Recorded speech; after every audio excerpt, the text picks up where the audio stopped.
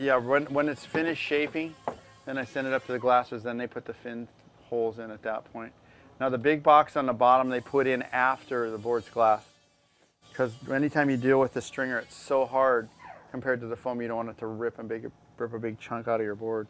We add a leash plug, so if you go surfing and your board is attached to your foot, put a good string through there so it doesn't break.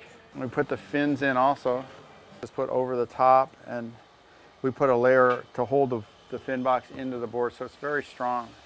These are removable fins. That seems to be the wave fins are going these days.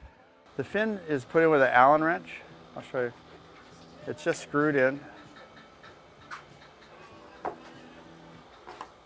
It comes out. It's got a little clip in the back and a little notch in the front.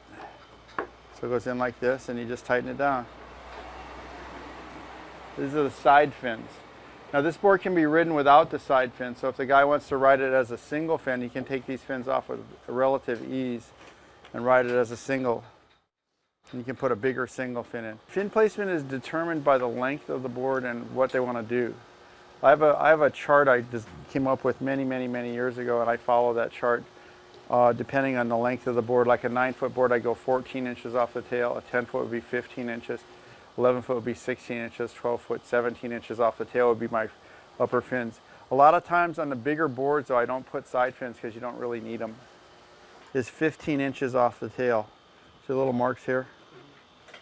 So from 15 inches here, I move up 4 inches because that's the base of the fin width, and I set the fins in 1/4 of an inch off of the inside mark. So that if you look from the back of the board, the fin here, this angle here, if you took a string, it would go right to the tip of the nose.